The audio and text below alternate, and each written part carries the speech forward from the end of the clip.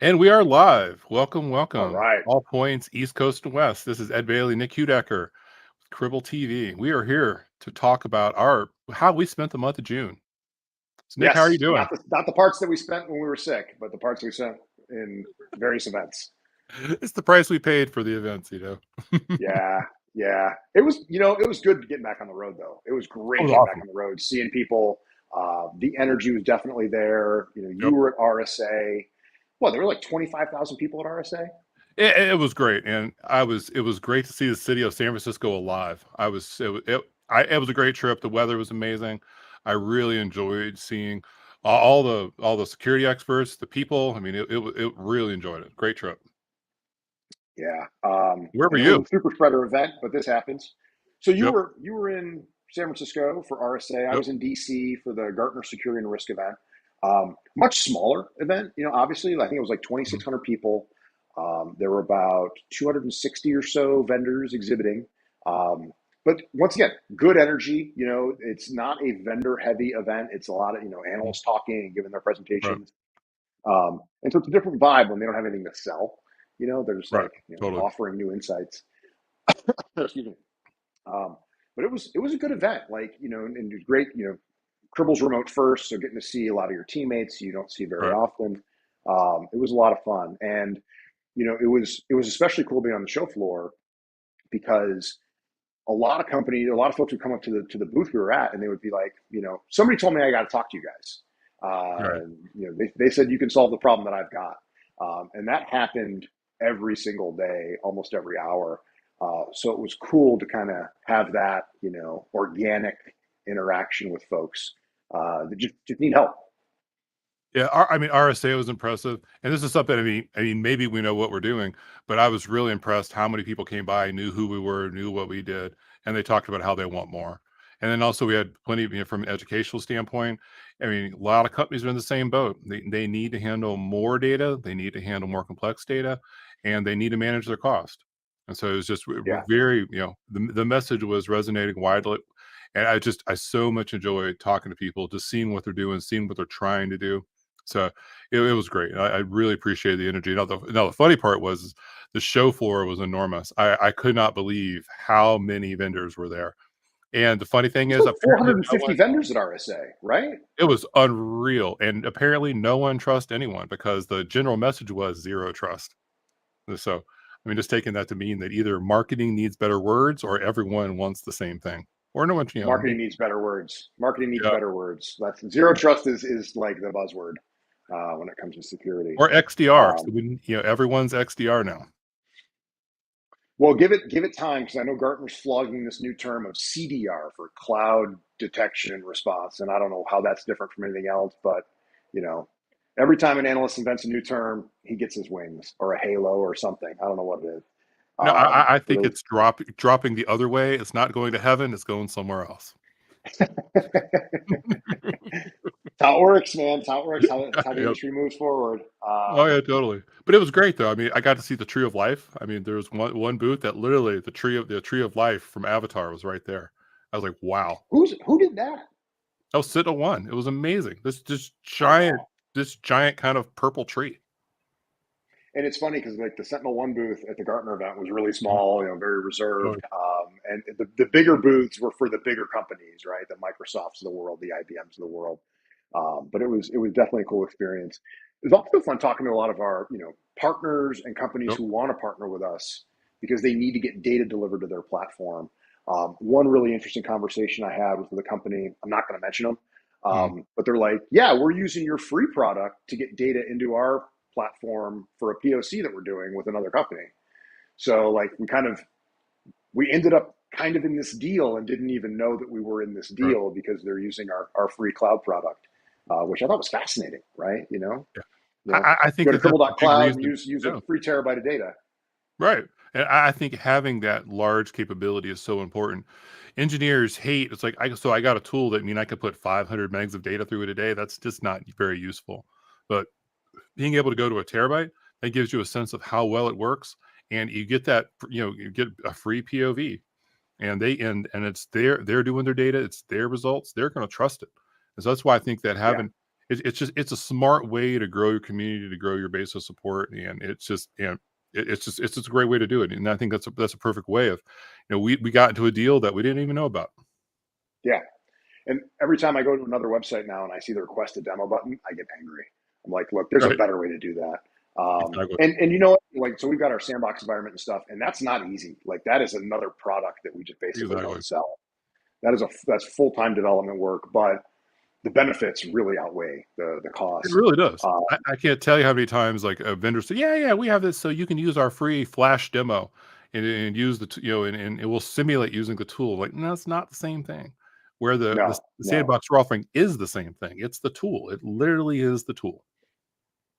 Um, and so it was a little early to talk about our observability engineer certifications, but I think that's something Mhm. we're going to bring up a lot. We're going to be a Black Hat in a few weeks, so Yep. that's going to be another hot topic. Looking forward to that. And so the Gartner event was great. The RSA event was great. And then we both met the next week in Vegas. And Yes. I think I saw you maybe twice the whole time that we were there because you were busy. I was busy. Yeah. Where were you camped out?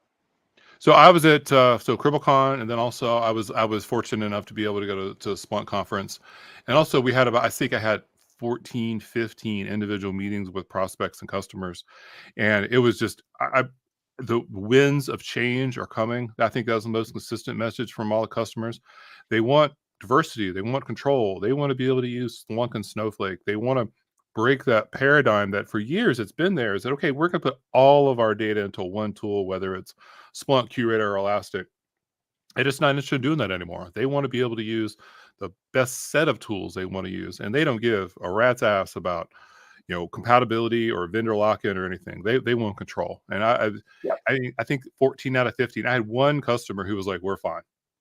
Actually, they're a prospect, but just one prospect who was just like, "Yeah, we're fine. We don't really see the need to change anything." And so I think that was significant.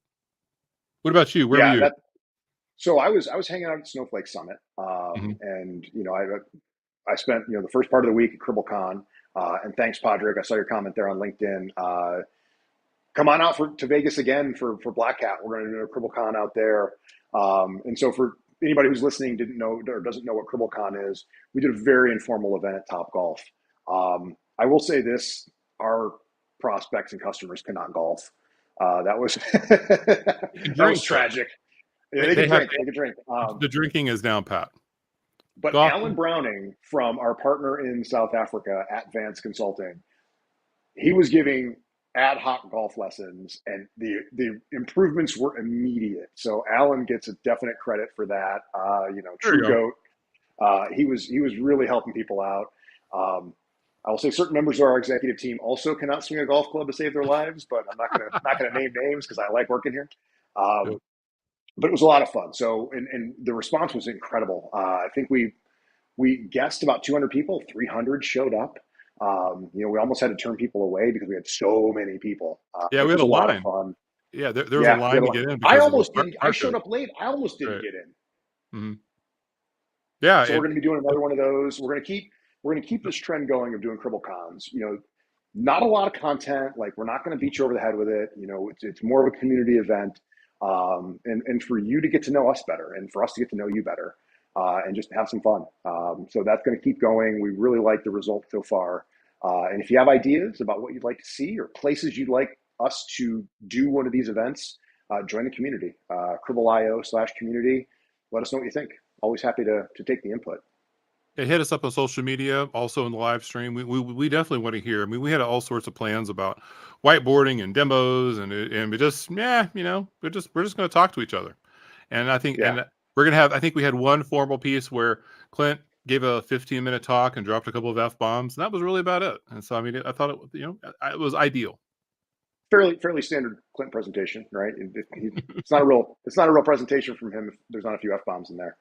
Yep. Um, and so then, after CribbleCon, the next day we were at Snowflake Summit, or I was at Snowflake Summit, and I think there were about 7,000 people there. Um, Very good energy. Once again, people were super excited. Snowflake has this like ecosystem that they're building, right? Where it's not just an analytics story. They announced I can't remember what it's called, but it's Unistore, I think is what it's called.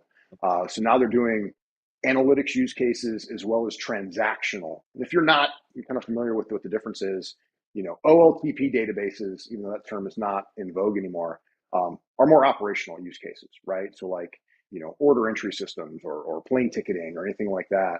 And then there's OLAP or online application process. Or I can't remember what the term stands for anymore Oh, because I'm we sorry, I haven't used woke it in up. so long. Yeah. Yeah, yeah, right. That's more of your data warehousing kind of analytics use Right. cases. That's where Snowflake Mhm. started, and now they're moving more into kind of hybrid transactional application processing. And so I think that was a big kind of rock they dropped in the water.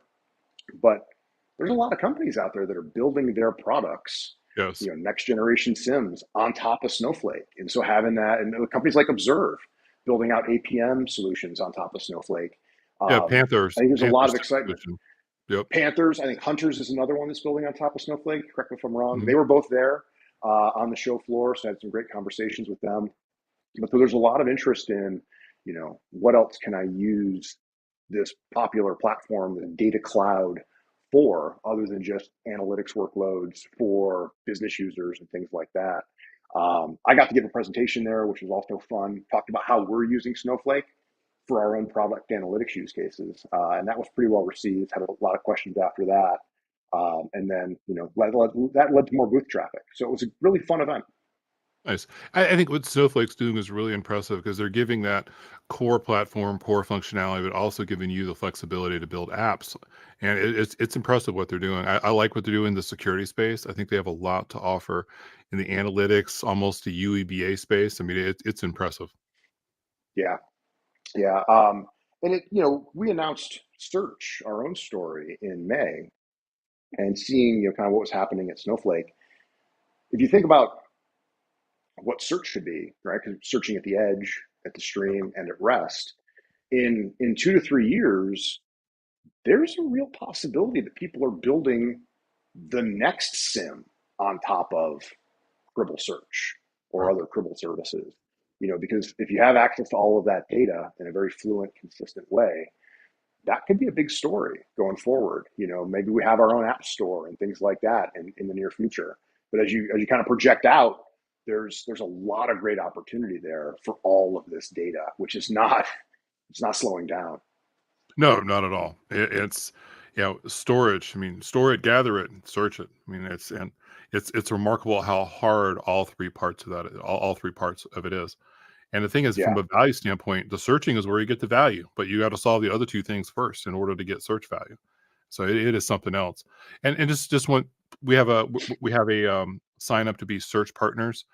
One of the biggest things is not only the technical feedback, but also the feedback on licensing. We want to get feedback from customers, prospects on what makes sense for licensing because I think that's a core problem. I see all these companies saying, "Hey, yeah, we want to be able to talk, we want to be able to search your object store, your data at rest." But how do you license it to make it effective for everybody? yeah. It's a tough thing to figure out. Like we've been kicking it around internally. We've had a lot of conversations with our current development partners, and we definitely want to find a model that works well for everyone. Yeah, And that's a continuing conversation. I just really appreciate that ability, that willingness to get feedback because I mean, there's nothing that'll sync a product faster than just being completely unfriendly licensing wise. And so I think this, we'll we're more likely to get it right this way. Yeah. Going back to the conversations you had at these multiple events, obviously RSA was more cybersecurity focused. Mhm. We were there in conjunction with Splunk.conf, even though we couldn't be on the show floor for various reasons. Um, would you say that how would you break down the split of the conversations you had? Were they 60% security, 40% operations? What kind of split were you seeing? 65, 70% security, and then also looking for flexibility in terms of routing, using multiple tools, and then cost management. I think everyone understands what's coming. There's an economic downturn. We need to understand how we can meet our requirements, meet the coming challenges, but also control costs. I don't think people are necessarily saying, I got to cut my budget in half, but they want the ability to forecast, they want stability. And I think Yeah. that's where that whole choice and control conversation comes in. But the overall theme though is change. What we're doing now is not enough and we need change. Yeah, and that's very much in line. So, like the Snowflake Mhm. attendee is very much a data and analytics attendee. Right. And that's not Cribble's core audience, right? Admittedly, right? We're infrastructure and operations and cybersecurity. But when people would come by the booth, they were expecting one thing and they got another, Yep. but it all resonated, right? Like, it's like, oh, we get conflated a lot with Monte Carlo data, right? Because data observability and observability data, easy to Are not the confuse same that. things. Very different markets, very different I, markets. I, I We're love I actually, love how I love how those words are complete. When the order changes the meaning utterly completely. I'll talk about that in a Yeah. second. But we're doing a podcast, and I think next week we're recording it. So right now it's July 14th. Mhm. So we're doing a podcast next week with Monte Carlo. We're going to hash out, Nice. what the differences are, and it should be a lot of fun. We'll get that posted soon, and you'll see it on our social channels. Um, but people are confused about this term observability. Like, it's become Yes. ubiquitous. Yes. And even at the event, right? There's I was at the Gartner event. There was Kentic. They do network observability. PagerDuty. They now claim to be an observability company. So Right. there's in some cases, a lot of companies are using this term, doing a fair amount of observability washing, even though they're not introducing new products or new capabilities. They're like, oh, Yeah. that's the hot term. I New want to zero use it. trust. Yeah, it's the new zero trust. Yeah, zero trust observability. Let's go with that. There you go. I bet I have funding offers in my inbox already Zero from saying trust that. data observability to really make it fun. Yeah. Ooh, there you go. Yeah, I think Mhm. that's a full bingo card at that point. Um, but the conversations that I had at Snowflake Right. were, they started out as kind of like, what do you do? Right? Mhm. Like, I've not heard of you guys. The booth graphic was very compelling, right? It's our typical graphic of like, here's sources on one side, destinations on the other, Cribble stream in the middle. And people would see that and they would think, oh, this looks like a data integration company, Right. right? That confusion happens a lot, right? Because the diagrams look fairly similar. So you're like an But then ETL once, company, right? yeah, right. That's like a four-letter word for us anymore. But once you get past that and you Mhm. explain, this is where we sit, this is what we do, this is what we don't do. Some people weren't interested, right? They were like, you know what, this is not, what I'm here for, and that's cool, right? I get it.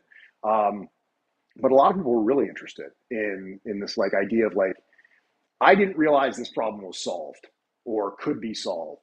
Most people Right. wake up and they're like, this part of my day sucks, right? It just does. Right. So it was cool seeing that kind of recognition, realization that, you can solve some of these problems.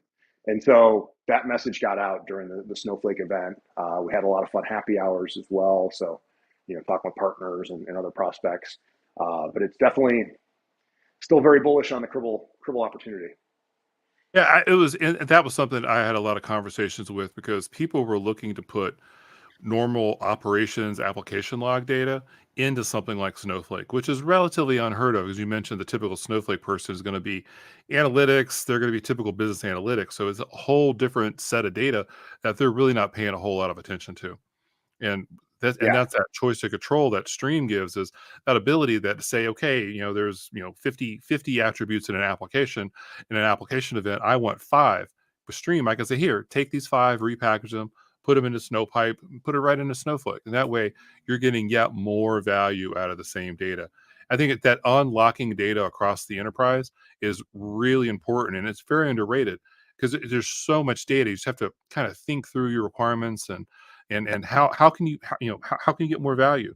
I think thing I saw at my last job that was so important was that ability to understand that they need data faster. So the application data is going to get a source of analytics faster than say pulling it out of a database where maybe they only get access to it 24 hours after it happened.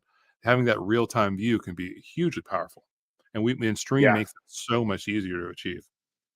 Well, and we're doing that ourselves, right? So like the data from our cloud environments, and if you opt into telemetry, that data goes through Cribble Stream into S3, gets loaded into Snowflake with Snowpipe, and that drives a lot of our product analytics, right? So we know what people are, what connectors they're using, what sources, what destinations, what features they're not using, what things aren't performing very well, and so it lets us inform product management and product development with the same data but in a different platform. Like, not everybody's going to want to go look at a Splunk dashboard, right, to Right. find out, oh, what products are, or what features are people using. So horses for courses, right? So being able to use Stream to send that data to multiple places. I think internally we use Splunk as well, right, for that stuff. So, we send the same data to multiple destinations, different formats, and so we're eating our own dog food here when we do this stuff, which is really kind of fun. And that was the pitch I gave. It was like a 15-minute pitch at Snowflake, and people really liked it. Yeah, I think the Number immediacy. one, Go ahead. yeah, sorry. Number one rule is do not do tab delimited logs ever. Like that should be forbidden. And format your data. That's it. Just not with tabs. That was the takeaway. Number one takeaway. What? Hey, I'm going to use spaces instead. So Yeah, there you go. Just use like 8 spaces or some prime number of spaces between the various fields and make people guess. it'd be like a lawyer now, 2 spaces after every period, and really piss people off. Don't get me started on that one. Yeah. Yeah, So yeah. I was excited, man, after all these I events. have too. Like, it was good getting back on the road. Still hate flying, right? Or hate airports. But it was definitely great getting back on the road, talking with prospects, seeing that, this does resonate very widely. And then talking a little bit about Cribble Edge and search as well, because that was right after our search launch. But the stream story is still very differentiated and unique in the space. Yeah, the thirst for edge is real. People wanna see it. They wanna be able to they wanna be able to, they want that capability because traditional lock shipping management is painful, and edge is showing how much easier it can be. And as I think the little bit more maturity, we're gonna see a massive adoption because, it's so time consuming to manage your agents. Just make it all go away, make that pain go away. So that way our engineers can focus on they could focus on getting business value work done. I think it's really big. Yeah.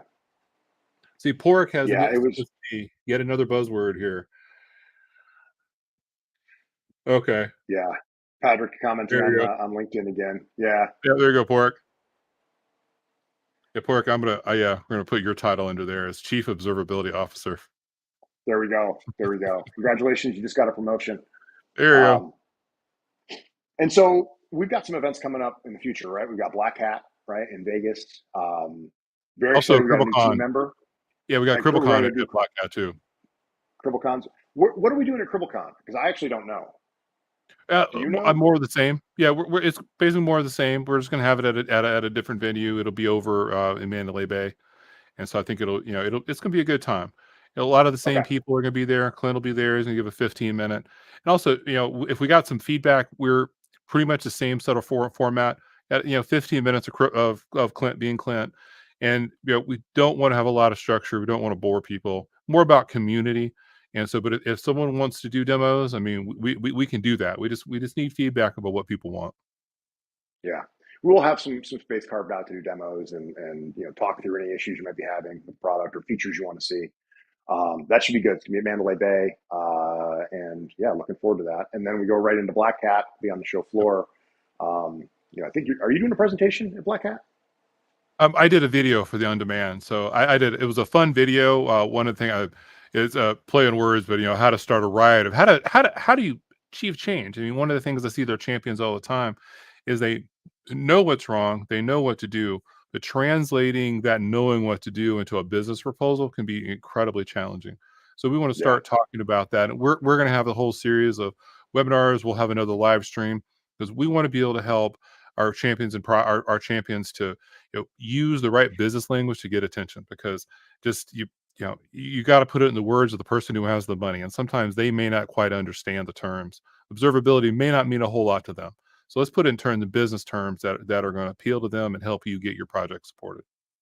yeah. And one of those terms is not observability, so we'll avoid that in our proposal templates. I'm excited about that work that you're doing there because it's a whole toolkit of, here's the use case I've got. Here's how I get budget approval for it. I think it's going to really accelerate helping people out, getting things moving farther. And then, what other events we have? I mean, we've got reInvent coming up at the end of November. Right. We've got Gartner IOCS once again in Vegas at the beginning of December. And then I know we've got some smaller regional events. I'm going to Tulsa, Oklahoma next month. Yeah, I'm going to Really Rochester. looking forward to that. Yeah, you're going to Rochester for an event, and Cleveland as well, right? Some information Yep, security summit in Cleveland. Yeah, exactly. so we're going to And be on the so road quite a bit. Yeah, we do a lot of the smaller events like that. I mean, I really like the smaller events. We're also gonna try to get to some more of the B-sides events. I think it's just you're having those one-on-one conversations, help understand what people are looking for, and it's so much easier than when you're in a vendor hall full, 20,000 people. Yeah. And if you're listening to this and there's an event you think we should be at, reach out. Happy Yeah, to see if we absolutely. can attend and get in there. And then I'm especially excited for Black Hat because Ed and I have a new team member. Jackie McGuire just joined. We'll get her on a live stream soon. Mhm. She came over from 451. She's a security expert. She's a badass. Very excited she's here and contributing to the Cribble story. Yeah, it's a great addition. She knows way more than we do, so she'll definitely educate us, Yeah, and so we'll be good. I'm just happy we finally have someone smart on the team. Honestly. Yeah, But we're no, it gonna was bubble very it around. excited. Very excited to have her. Right. Yeah, right. Luckily, that's all I've got for the events that no one wants to hear about the 2 weeks of COVID we both suffered through. Oh, yeah. But Oh, yeah, what a mess. that was Let's yeah, just say I'm wearing a mask, when I go to Black Hat. yeah. I will be masking up a lot more. I will be Michael Bunner definitely B Yeah, sides. besides, yep. Um, Let us know which ones, man. We're happy to make an effort to try and get out there and share the Cribble story. Yeah, we definitely do, and so just let us know, social media, LinkedIn, emails are fine, and so we wanna hear from people. I want to share a couple I was able to go to Splunk conference. I got to see my old team present on how they had automated log onboardings into Splunk using Cribble. I was I could not have been more proud. I've known these guys for a long time and hired many of them, and so seeing what they were doing, seeing the presentation was just awesome.